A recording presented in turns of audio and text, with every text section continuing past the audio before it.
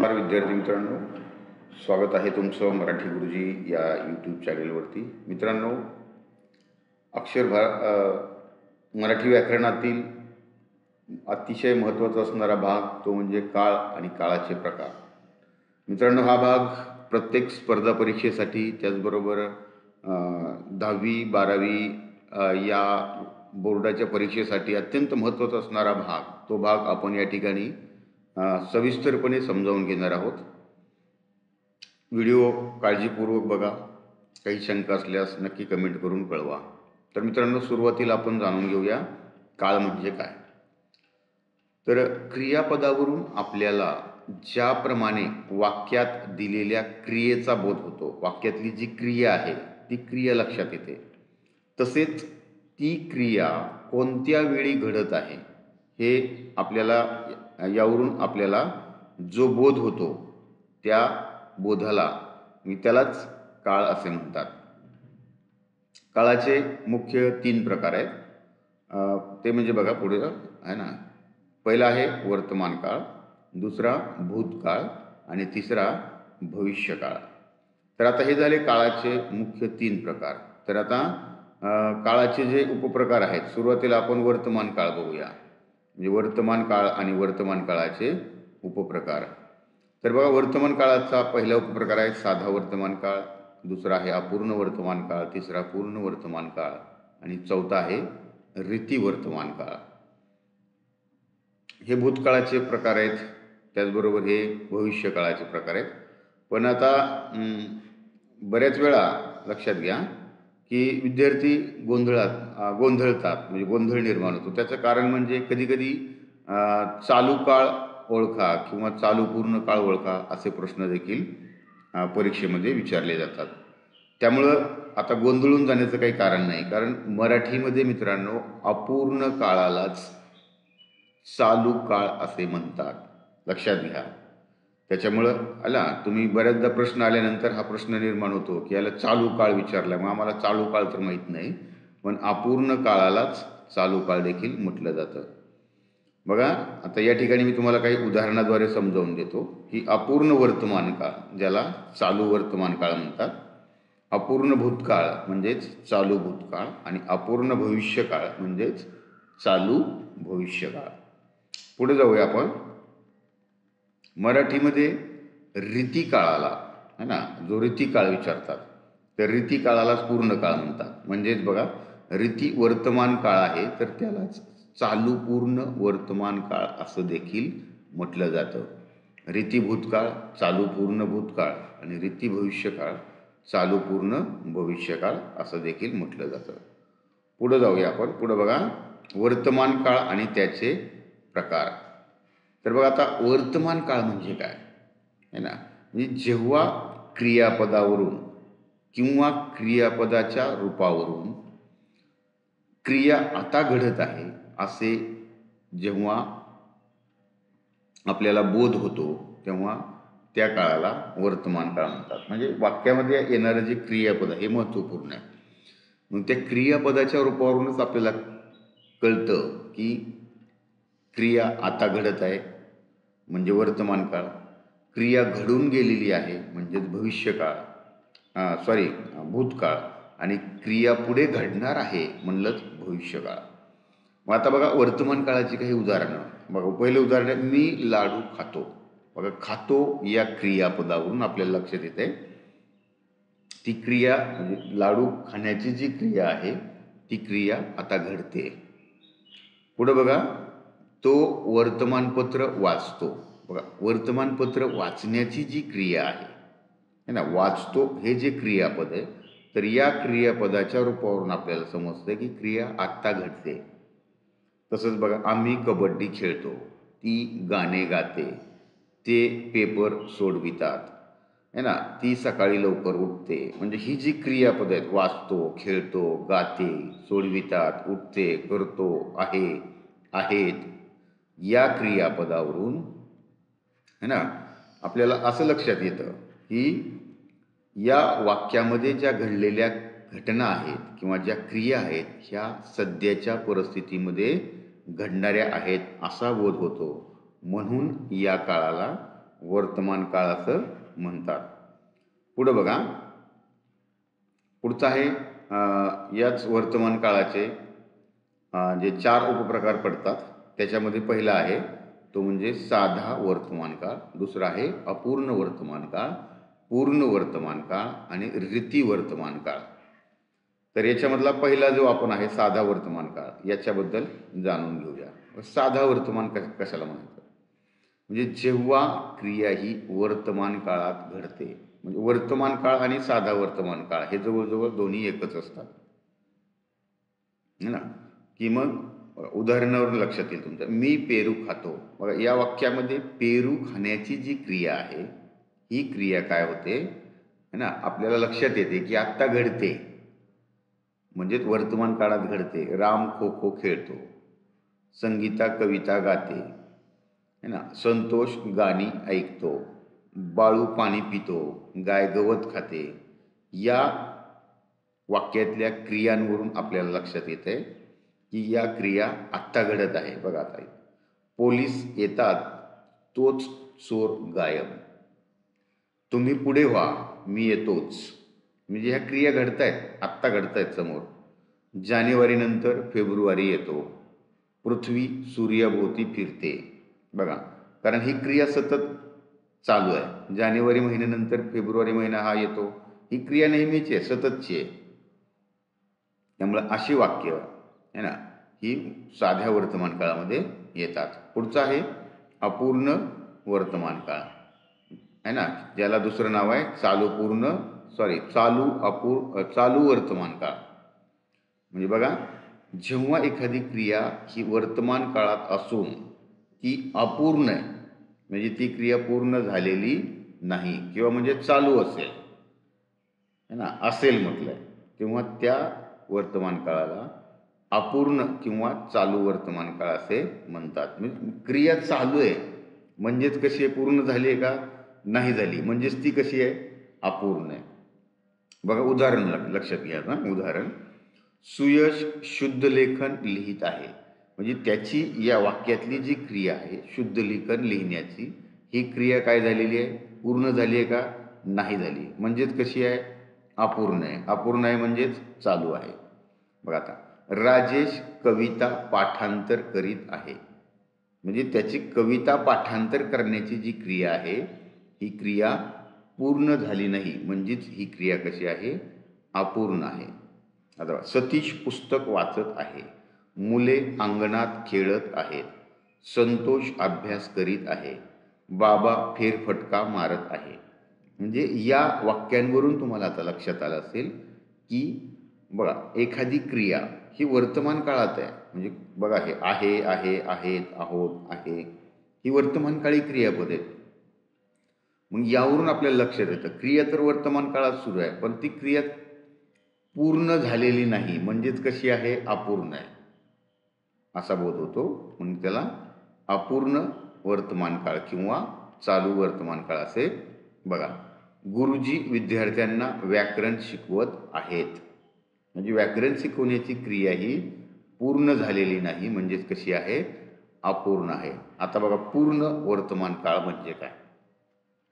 जेव्हा क्रिया ही वर्तमान काळातली असून ती नुकतीच म्हणजे काही वेळापूर्वीच जस्ट आत्ताच पूर्ण झालेली असेल, तेव्हा त्याला पूर्ण वर्तमान काळ. बघा, आता उदाहरण, रामने लाडू खाल्ला आहे. बघा, जस्ट आत्ताच खाल्लाय, क्रिया आत्ताच घडली आहे, पण ती क्रिया कशी झाली, म्हणजे लाडू खाण्याची जी क्रिया आहे ती आत्ताच नुकतीच पूर्ण झाली आहे. बघा, आईने स्वयंपाक बनविला आहे. म्हणजे आईची स्वयंपाक बनवण्याची जी क्रिया आहे ती नुकतीच पूर्ण झाली आहे. जान्हवीने अभ्यास केला आहे. अभ्यास करण्याची क्रिया आत्ताच पूर्ण झाली आहे. बघा, मुलांनी पेपर सोडविला आहे. मी मेला चित्रपट पाहिला आहे. बघा, मी चित्रपट पाहण्याची जी क्रिया आहे, मेला हे चित्रपटाचं नाव आहे, ती चित्रपट पाहण्याची क्रिया आत्ताच पूर्ण झाली आहे. बाबांनी केक आणला आहे. काकांनी सफरचंद कापले आहे. मुलांनी मैदान आखले आहे. गुरुजींनी कविता शिकवली आहे. म्हणजे या वाक्यातल्या क्रिया आहेत या क्रिया आपल्याला लक्षात आलं की त्या क्रिया नुकत्याच पूर्ण झालेल्या आहेत. पुढं आहे बघा रीती वर्तमान काळ किंवा त्यालाच चालू पूर्ण वर्तमान काळ असं म्हणतात. म्हणजे बघा वर्तमान काळात एखादी क्रिया सतत घडत असल्याची रीत दाखविली जाते. रीत म्हणजे काय? रीत म्हणजे पद्धत है ना. तर त्यालाच रीती वर्तमान काळ किंवा त्यालाच चालू पूर्ण वर्तमान काळ असेही म्हणतात.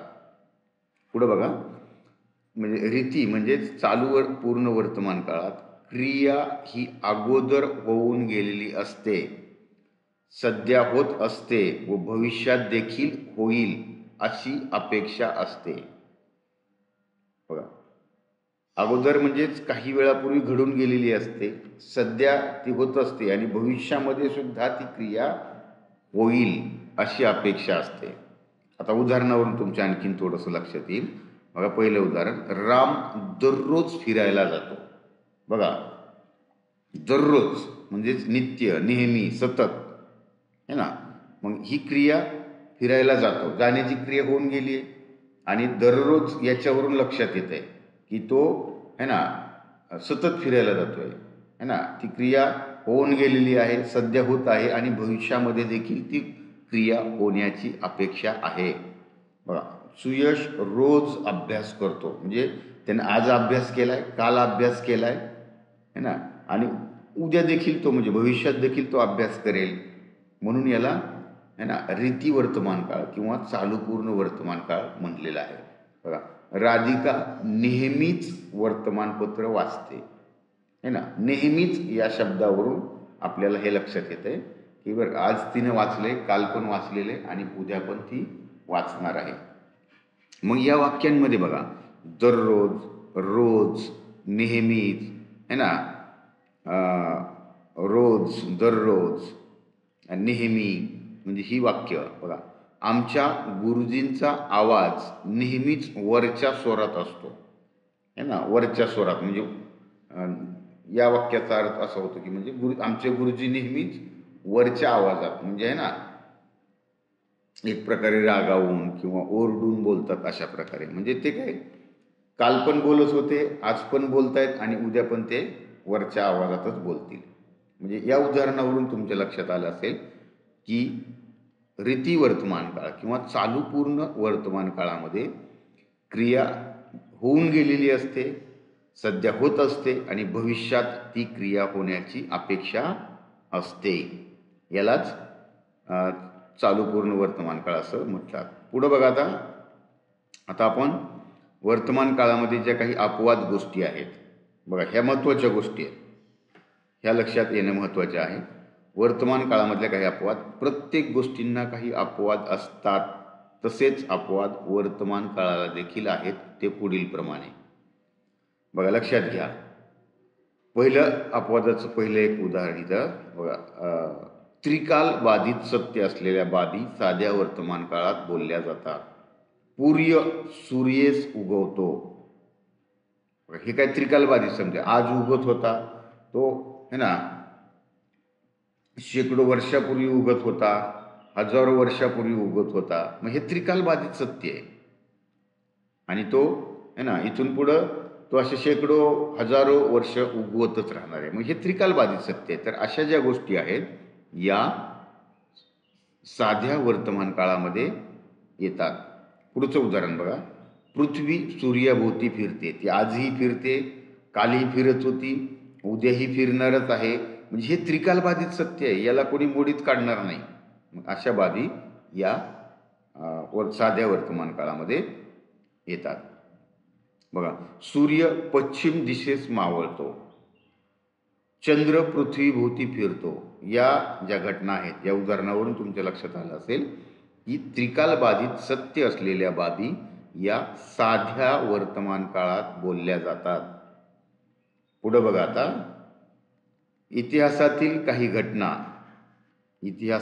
काही घटना या भूतकाळात घडलेल्या असल्या तरी त्या वर्तमान काळात सांगितलेल्या जातात.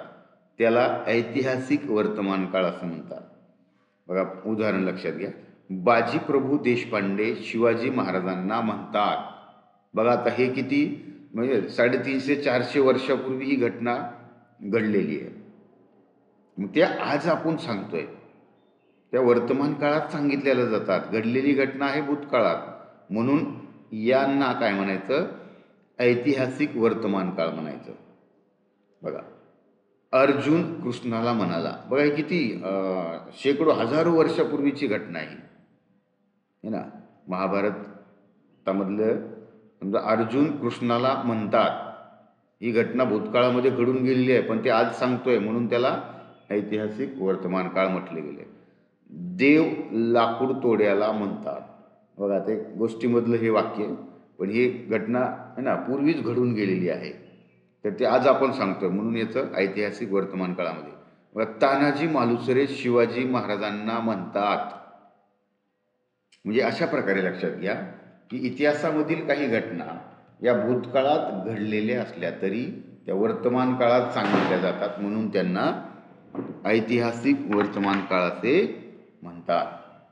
पुढे बघा आता तिसरी गोष्ट आहे अपवाद असणारी, लवकर सुरू होणारी क्रिया दर्शविताना जेव्हा जवळच्या भविष्यकाळाचा आधार घेतला जातो त्याला सनिहित भविष्यकाळ म्हणून देखील ओळखले जातं. बघा तुम्ही पुढे जा, मी सायकलवर येतो, कारण आता ही भविष्यकाळातली सायकलवर जाण्याची जी क्रिया आहे ही लगेच घडणार आहे, म्हणून है ना त्याला सनिहित भविष्यकाळ असं म्हणलं. सनिहित भविष्यकाळ. तुम्ही बाजारात जा, मी तुम्हाला भेटतो. बाजारात जाण्याची क्रिया आणि तिथं मी तुम्हाला येण्याची क्रिया भविष्यकाळात घडणार आहे, परंतु आता लगेच घडणार आहे. तुम्ही जेवण सुरू करा, मी आलोच, किंवा मी देखील येतो, मी देखील घेतो. तू पोहणे सुरू कर, मी देखील उडी मारतो. ही पोहणे सुरू करण्याची क्रिया सुरू होते न होते तोच पुढची भविष्यकाळातली क्रिया घडणार आहे, म्हणून याला सनिहित भविष्यकाळ असं म्हटलं जातं. पुढं बघा, जेव्हा एखादं वाक्य हे अवतरण चिन्हामध्ये बोललं जातं तेव्हा त्याचा देखील बोध हा वर्तमान काळ सारखा दिसतो. महत्वाची गोष्ट लक्षात घ्या. बघा उदाहरण, पंडित नेहरू म्हणतात आराम हराम है. मग हे वाक्य अवतरण चिन्हामध्ये दर्शवले आहे, मग या वाक्याचा देखील बोध हा वर्तमान काळासारखाच असतो. पुढचं वाक्य बघा, डॉक्टर आंबेडकर म्हणतात शिका, संघटित व्हा, संघर्ष करा. म्हणजे अशी काही थोर मोठ व्यक्तींची आहे ना, थोर महात्म्यांची जी काही अशी वाक्य आहेत, ही वाक्य देखील आहे ना अवतरण चिन्हामध्ये दर्शवल्यामुळे या वाक्यांचा बोध देखील वर्तमान काळासारखाच घेतला जातो. समर्थ रामदास म्हणतात जगी सर्व सुखी असा कोण आहे. लोकमान्य टिळक म्हणतात स्वराज्य हा माझा जन्मसिद्ध हक्क आहे आणि तो मी मिळवणारच. म्हणजे या वाक्यांचा म्हणजे अवतरण चिन्हातील वाक्यांचा बोध हा वर्तमान काळासारखाच घेतला जातो. पुढचं बघा, पाचवा नियम, नुकतीच घडलेली क्रिया सांगताना, म्हणजे नुकतीच म्हणजे जस्ट काही वेळापूर्वीच घडलेली क्रिया सांगताना म्हणजेच लगतचा भूतकाळ करताना वर्तमान काळाचा वापर केला जातो, त्याला सनिहित भूतकाळ असे म्हणतात. बघा, नाव घेताच तुम्ही हजर, म्हणजे मी जस्ट आत्ताच तुमचं नाव घेतलं आणि तुम्ही आला. पुढचं उदाहरण बघा, है ना, मी सिनेमाला निघालो, तोच माझा मित्र हजर झाला. म्हणजे नुकतीच घडलेली क्रिया आहे, मी सिनेमाला निघतोयच, तोच माझा मित्र हजर आहे. म्हणजे जस्ट काही वेळापूर्वी घडलेली क्रिया आपण सांगतोय. बघा, मी वर्गातून पळून जात होतो, तोच कस्तुरे सर तिथे आले. है ना, म्हणजे जस्ट ती घडलेली क्रिया सांगताना म्हणजे याला लगतचा भूतकाळ म्हणायचं. जस्ट काही सेकंद किंवा काही मिनिटापूर्वी घडलेली घटना आहे ना, की ती व्यक्त करताना वर्तमान काळाचा वापर केला जातो, त्याला सनिहित भूतकाळ म्हटलं आहे. बघा, मी अभ्यासाला बसतो, तोच मित्राचा फोन आला. है ना, म्हणजे अशा प्रकारच्या या ज्या बाबी आहेत मित्रांनो, या लक्षात घ्यायच्यात. 5 गोष्टी सांगितलेल्या आहेत. पुढचा मित्रांनो काळ आहे भूतकाळ. तत्पूर्वी मित्रांनो, चॅनेलला तुम्ही आतापर्यंत सबस्क्राईब केलं नसेल किंवा चॅनेलवरती नवीन आलेले असाल तर मित्रांनो चॅनेलला सबस्क्राईब करा. व्हिडिओ कसा वाटला तो नक्की कमेंट करून कळवा आणि व्हिडिओ जास्तीत जास्त आपल्या मित्रांपर्यंत शेअर करा. बघा, भूतकाळ आणि त्याचे प्रकार. सुरुवातीला आपण भूतकाळ म्हणजे काय हे या ठिकाणी जाणून घेऊया. बघा, भूतकाळ म्हणजे काय आहे ना. भूतकाळ म्हणजे काय तर जेव्हा क्रियापदाच्या रूपावरून क्रिया ही पूर्वी घडून गेलेली असते असा बोध होतो, त्याला काय म्हणायचं, भूतकाळ असं म्हणायचं. बघा, दुसरं या ठिकाणी रोहित शाळेत गेला है ना. म्हणजे शाळेत जाण्याची जी रोहितची क्रिया आहे ती काय झालेली आहे, नुकतीच घडून गेलेली आहे. नुकतीच म्हणजे काही वेळापूर्वी घडून गेलेली आहे ना. सीताने अभ्यास केला म्हणजे सीताची अभ्यास करण्याची जी क्रिया आहे ही नुकतीच घडून गेली आहे ना. राजेश जेवण केले, आम्ही सिनेमा बघितला, सोहमने अभ्यास केला होता. बघा, इथं राजेशने है ना. सुयशने गाणे गायले होते, सरला सायकल चालवत होती, मी 10वी पास झालो. या नुकत्याच घडून गेलेल्या क्रिया आहेत है ना. यावरून आपल्याला असं लक्षात येतं की क्रिया पूर्वी घडून गेलेली आहे आणि त्याचा है ना आपल्याला बोध होतो, हे आपल्या लक्षात येतं, त्यालाच भूतकाळ म्हणायचं. आता बघा पुढं भूतकाळाचे जे काही उपप्रकार आहेत ते आपण या ठिकाणी पाहणार आहोत. बघा, आपल्याला भूतकाळाचे उपप्रकार बघा या ठिकाणी. भूतकाळाचे देखील 4 उपप्रकार आहेत. जसं आपण वर्तमान काळाचे पाहिले, साधा भूतकाळ, अपूर्ण भूतकाळ, पूर्ण भूतकाळ आणि रीती भूतकाळ. पुढे बघा, आता साधा भूतकाळ म्हणजे काय तर बघा, साधा भूतकाळ म्हणजे काय तर जेव्हा एखादी क्रिया ही अगोदर घडून गेलेली असते आणि त्या संदर्भात जेव्हा बोलले जाते तेव्हा त्या काळाला साधा भूतकाळ असं म्हणतात. म्हणजे एखादी क्रिया जी आहे ही क्रिया कधी घडून गेलेली आहे है ना आणि त्या क्रियेबद्दल आपण आता बोलतोय, म्हणजेच त्याला काय म्हणतात, साधा भूतकाळ म्हणतात. बघा, उदाहरण, सुनीलने अभ्यास केला. सुनीलची अभ्यास करण्याची क्रिया आता नुकतीच पूर्ण झाली आहे. म्हणजे साधा भूतकाळ आणि भूतकाळ हे जवळजवळ दोन्ही एकच असतात. भारतीने नाटक पाहिले, मी अभ्यास केला किंवा मी 10वी पास झालो, रवीने पुस्तक वाचले, रोहितने गाणे गायले, राधाने गोष्ट वाचली. मग या वाक्यावरून तुमच्या असं लक्षात येते की काय झालेलं आहे, या वाक्यामधल्या ज्या क्रिया आहेत या क्रिया नुकत्याच घडून गेलेल्या आहेत. पुढे बघा, पुढं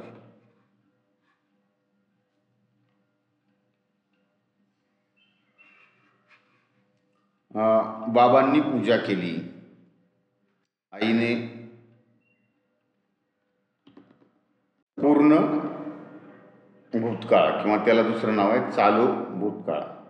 आता अपूर्ण भूतकाळ किंवा चालू भूतकाळ म्हणजे काय तर क्रियापदावरून ज्यावेळी मागील काळात ती क्रिया घडत होती किंवा ज्या संदर्भात बोलायचं आहे ती क्रिया चालू होती, म्हणजेच अपूर्ण क्रिया अवस्थेला अपूर्ण भूतकाळ किंवा चालू भूतकाळ असं म्हटलं जातं.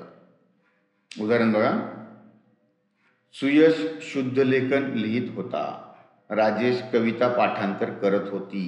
म्हणजे बघा, राजेशची कविता पाठांतर करण्याची जी ही क्रिया आहे ही पाठीमागे घडली आहे, पण ती क्रिया पूर्ण झालेली नाही, म्हणजेच कशी आहे, अपूर्ण आहे.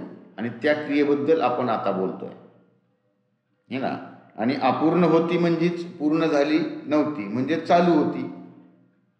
सतीश पुस्तक वाचत होता, सतीशची जी पुस्तक वाचण्याची क्रिया आहे ही क्रिया काय झालेली आहे, पूर्ण झालेली नव्हती, म्हणजेच अपूर्ण होती, म्हणजेच चालू होती.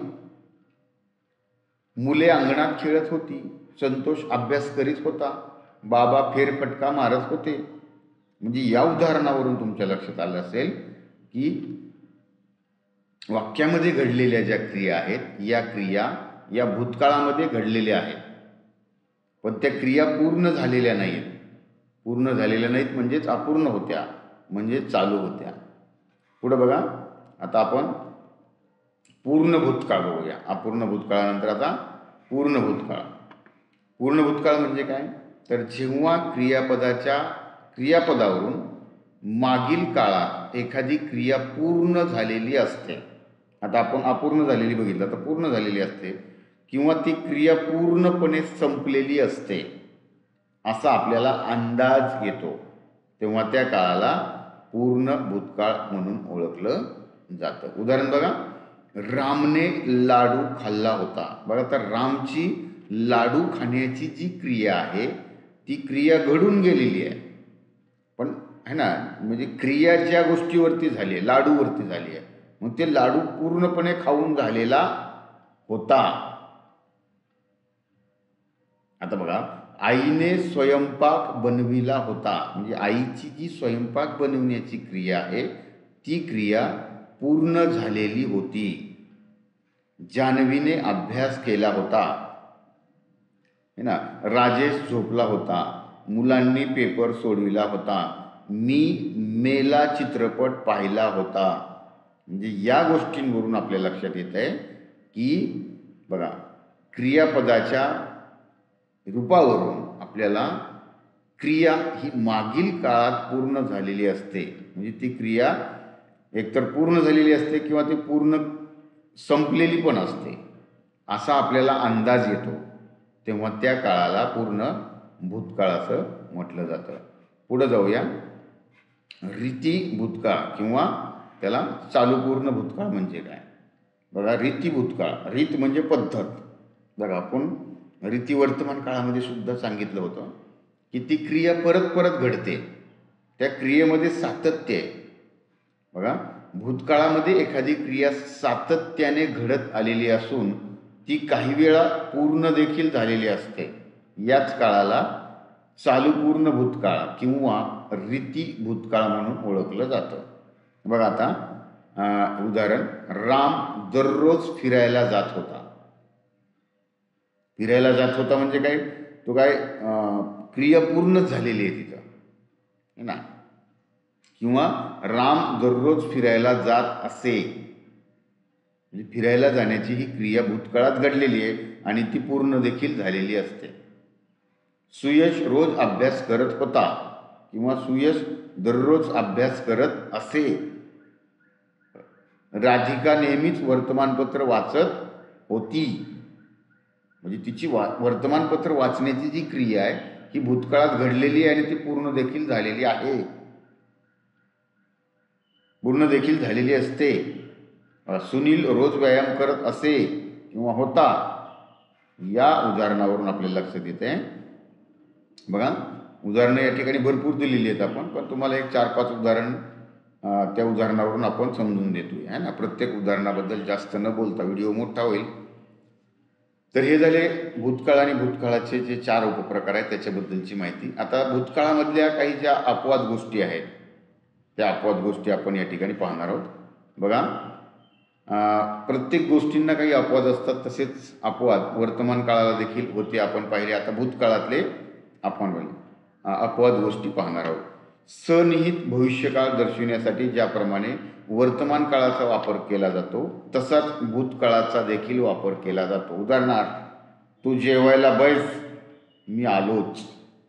या वाक्यामध्ये मी आलोच यामध्ये दर्शविला जातो, परंतु तरी देखील असे वाक्य ताबडतोब घडणाऱ्या क्रियेबद्दल वापरली जातात.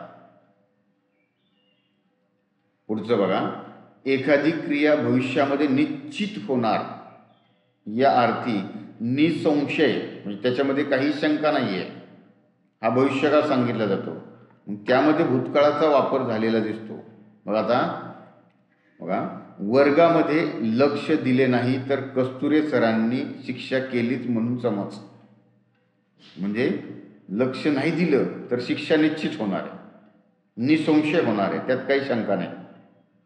मग या ठिकाणी वर्गात लक्ष न दिल्याने कस्तुरे सर शिक्षा करतातच याची खात्री, म्हणजे याचा विश्वास झालेला असतो. म्हणून है ना, या गोष्टी अपवाद असल्या है ना तरी यांचा भविष्यकाळामधील या अपवाद गोष्टींमध्ये समावेश होतो. पुढचे बघा, एखादा संकेतार्थ असल्यास किंवा एखादा संभव असल्यास म्हणजे शक्यता असल्यास अशा वेळी देखील त्याचा उल्लेख केला जातो. बघा, पाऊस चांगला आला तर पीक चांगलं आलं असतं, किंवा अभ्यास केला असता तर नापास झाला नसता. म्हणजे या वाक्यांवरून तुमच्या लक्षात येतं की एक विशिष्ट संकेत किंवा संभव सांगितलेला असतो. पुढचं बघा, चौथा अपवादातली गोष्ट, चालू वर्तमान काळातील क्रिया पूर्ण होण्याच्या अगोदरच भूतकाळात बोलली जाते. चालू वर्तमान काळात बघा, तो पहा तुझा मित्र आला, म्हणजे ही क्रिया चालू वर्तमान काळातली, मित्र येण्याची क्रिया चालू आहे, तो अजून आला नाही, ती अजून त्या ठिकाणी पोहोचला पण नाही, पूर्ण झालेली नाही आहे क्रिया, पण ती भूतकाळात बोलली जाते. म्हणजे यावरील उदाहरणामध्ये मित्र थोड्या अंतरावरच आहे, तो पोहोचलाय का नाही, म्हणजे आपल्याकडे येत आहे, त्याची येण्याची क्रिया सध्या चालू आहे, तरी देखील अशा वेळी तो पहा तुझा मित्र आला या वाक्यातून भूतकाळ सांगितला जातो. अशा प्रकारे भूतकाळात काही वेगवेगळे अपवाद दिसून येतात. ते आपण या ठिकाणी, तुम्हाला जर कुठल्या गोष्टीबद्दल शंका असेल, कुठला भाग समजला नसेल तर तो कमेंट करून नक्की कळवा. आता झाला भूतकाळ. आता भविष्यकाळ आणि त्याचे प्रकार हा भाग आपण या ठिकाणी पाहूया. भविष्यकाळ म्हणजे काय की जेव्हा क्रियापदाच्या रूपावरून एखादी क्रिया ही पुढे घडणार आहे याचा बोध होतो, अशा काळाला भविष्यकाळ असे म्हणतात. अविनाश सिनेमाला जाईल है ना, त्याची सिनेमाला जाण्याची जी क्रिया आहे ती भविष्यात घडणार आहे असा आपल्याला बोध लक्षात येतो. उद्या पाऊस पडेल, उद्या परीक्षा संपेल, अंशुमन गावाला जात असेल, सुनीता अभ्यास करत असेल किंवा करील, वेदांतने बक्षीस स्वीकारलेले असेल, तर या उदाहरणावरून आपल्या लक्षात येते की क्रियापदाच्या रूपावरून या वाक्यांमधील क्रिया ही पुढे घडणार आहे याचा बोध आपल्याला होतोय, म्हणून याला भविष्यकाळ असं म्हणतात. पुढे बघा, भविष्यकाळाचे जे 4 उपप्रकार आहेत: साधा भविष्यकाळ, अपूर्ण भविष्यकाळ, पूर्ण भविष्यकाळ आणि रीती भविष्यकाळ. आता आपण सुरुवातीला साधा भविष्यकाळ म्हणजे काय हे या ठिकाणी जाणून घेऊया. बघा, जेव्हा एखादी क्रिया पुढील वाक्यात घडणार असेल अशा वेळी साधा भविष्यकाळ असतो. म्हणजे साधा भविष्यकाळ आणि भविष्यकाळ हे एकच असतात. उद्या पाऊस पडेल, उद्या परीक्षा संपेल, सीता सिनेमाला जाईल, राम आंबा खाईल, श्याम डोंगर चढेल, ललिता गाणे गाईल, या वाक्यातल्या क्रिया, या वाक्यांवरून आपल्याला असं लक्षात येते की या वाक्यातल्या क्रिया या पुढे घडणार आहेत असा बोध आपल्याला होतो, म्हणून तो साधा भविष्यकाळ.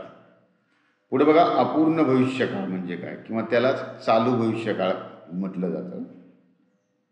जेव्हा क्रियापदाने दर्शविलेली कृती ही भविष्यकाळामध्ये चालू असते किंवा पूर्ण झालेली नसेल ना, त्याला अपूर्ण भविष्यकाळ असं म्हणायचं. बघा, लक्ष्मण आंबा खात असेल, म्हणजे लक्ष्मणची आंबा खाण्याची जी क्रिया आहे ती एकतर बघा है ना भविष्यात घडणार आहे, पण ती खात असेल म्हणजे तो खाण्याची क्रिया पूर्ण झालेली नसेल, म्हणजे ती कशी असेल, अपूर्ण असेल. है ना. अपूर्ण आहे म्हणजे चालू होती, पुढची माहिती नाही पूर्ण झाली का नाही झाली ती. म्हणून यावरून आपल्याला लक्षात येते की हे अपूर्ण भविष्यकाळ आहे. अंशुमन गावाला जात असेल. बर. गीता अभ्यास करत असेल. रजनी गाणे गात असेल, है ना. मग या वाक्यांवरून आपल्याला लक्षात येते की वाक्यामध्ये घडलेल्या म्हणजेच क्रियापदाने दाखविलेल्या दर्शविलेल्या ज्या क्रिया आहेत या भविष्यकाळामध्ये चालू असतात आणि त्या पूर्ण झालेल्या नसतात, म्हणून त्याला अपूर्ण भविष्यकाळ असं म्हटलं जातं. बघा आता पूर्ण भविष्यकाळ जेव्हा क्रियापदाने दर्शविलेली कृती म्हणजेच क्रिया ही भविष्यकाळातील असून आणि ती क्रिया पूर्ण झाल्याची जाणीव झालेली असते म्हणजे लक्षात आलेलं असतं, तेव्हा त्याला पूर्ण भविष्यकाळ असे म्हणतात. आता वाक्यावरून लक्षात येईल आणखी तुमच्या. सुनीलने आंबा खाल्ला असेल. बघा आता म्हणजे सुनीलने आंबा खाण्याची जी भविष्यातली क्रिया आहे ही पूर्ण पण झाली असेल. वेदांतने बक्षीस स्वीकारलेले असेल, है ना. मग इथं जर स्वीकारत असेल म्हटलं तर ती अपूर्ण झाली. पण आता काय इथं स्वीकारलेले असेल, है ना. खाल्ला असेल, खात असेल नाही, है ना. अभ्यास करत असेल नाही, केला असेल. पोहोचला असेल, पोहोचत असेल नाही, है ना. विशालने गाणे गायले असेल म्हणजे विशालची गाणे गाण्याची जी क्रिया आहे ती पूर्ण झालेली असेल, याची जाणीव होते, याची गोष्ट लक्षात येते, है ना. बाबांनी नटराज नाटक बघितले असेल. या वाक्यांवरून आपल्याला लक्षात येतं की या वाक्यामध्ये आलेली जी क्रियापद आहे त्या क्रियापदाने वाक्यातील जी कृती दाखवलेली आहे ती कृती भविष्यकाळातली आहे हे तर लक्षात येत आहे, पण ती भविष्यकाळातील असून ती पूर्ण झाल्याची आपल्याला जाणीव होते, खात्री होते, तेव्हा त्याला पूर्ण भविष्यकाळ असं म्हणतात. आता पुढचा प्रकार बघा, रीती भविष्यकाळ म्हणजे त्याला चालू पूर्ण भविष्यकाळ देखील म्हटलं जातं. की जेव्हा एखादी क्रिया ही भविष्यात नेहमी घडणारी असेल, है ना, असं दर्शविलं जातं म्हणजे दाखविलं जातं, त्यालाच चालू पूर्ण भविष्यकाळ म्हणजेच रीती भविष्यकाळ असं म्हटलं जातं. बघा उदाहरण बघा, राम रोज व्यायाम करत जाईल. बघा क्रिया वाक्यातली तर भविष्यामध्ये घडणारी आहे, पण ती क्रिया काय होणार आहे, ती क्रिया पूर्ण होणार आहे, है ना. म्हणजे ती क्रिया सतत होणार आहे, नियमित होणार आहे, नेहमी होणार आहे, है ना. सविता नियमित वर्तमानपत्र वाचत जाईल. बघा रीती काळावरती आधारित म्हणजे वर्तमान काळ असेल, भविष्यकाळ असेल किंवा भूतकाळ असेल, या वाक्यांमध्ये है ना नित्य, नेहमी, दररोज, सतत, नेहमी, है ना, अशा प्रकारच्या शब्दांचा वापर केलेला असतो. म्हणजेच है ना नित्यता दर्शवणारे शब्द, सतत, नेहमी, नित्य, सदा अशा प्रकारचे शब्द अशा रीती काळामध्ये वापरतात. बघा राजेश नियमित शाळेत जाईल. लक्ष्मण रोज काजू बदाम खात असेल. रजनी नियमित गाण्याचा सराव करीत असेल. म्हणजे या वाक्यावरून तुमच्या लक्षात आलं असेल की एखादी क्रिया ही भविष्यात नेहमी घडणारी असेल, सतत घडणारी असेल, असं ज्या ठिकाणी दाखवलेलं जातं त्याला चालू पूर्ण भविष्यकाळ किंवा त्यालाच रीती भविष्यकाळ असं म्हटलं जातं. आता तसं ज्या प्रकारे आपण वर्तमान काळ आणि भूतकाळाचे अपवाद काही पाहिले, तसे आता भविष्यकाळाचे काही अपवाद गोष्टी आहेत. पहिली आहे, अशक्य गोष्ट असेल तर बऱ्याच वेळा भविष्यकाळाचा वापर केला जातो. बघा अशक्य, एकदा पृथ्वीवर हिटलर आला पाहिजे, है ना, आला पाहिजे. आता हिटलर येणं काही शक्य आहे का? नाही, हे ना. मग एकदा पृथ्वीवर हिटलर आला पाहिजे अशा अशक्य गोष्टींचं ज्यावेळेस अशक्य गोष्टींबद्दल ज्यावेळेस बोललं जातं त्यावेळेस भविष्यकाळाचा वापर केला जातो. पुढचं बघा, एखादी इच्छा व्यक्त करताना मनामधील असणाऱ्या ज्या इच्छा आहेत त्या व्यक्त करताना देखील भविष्यकाळाचा वापर केला जातो. मी सिनेमात काम करायला पाहिजे होतं, मी पंतप्रधान व्हायला हवे होतं, मला सोन्याचा हंडा सापडायला पाहिजे होता. म्हणजे अशा प्रकारच्या आपल्या मनातल्या इच्छा व्यक्त करताना देखील भविष्यकाळाचा वापर केला जातो. पुढं बघा, एखादा संकेत व्यक्त करताना, संकेत है ना, की बघा तू मदत करशील तर मी तुझ्या उपकारात राहील, संकेत केलाय है ना, जर तरच्या गोष्टी. म्हणजे अशा वेळेस देखील भविष्यकाळाचा वापर केला जातो. जर तू मला मदत केली तर मी तुझ्या उपकारात राहील, है ना, मी तुझ्या उपकारात राहील हा भविष्यकाळ झाला. तसंच बघा आता पुढचं, एखादा संभव दर्शविण्यासाठी देखील या काळाचा म्हणजे भविष्यकाळाचा वापर केला जातो. बघा, अभ्यास न केल्यामुळे कस्तुरे सर विद्यार्थ्यांना शिक्षा करीत असतील.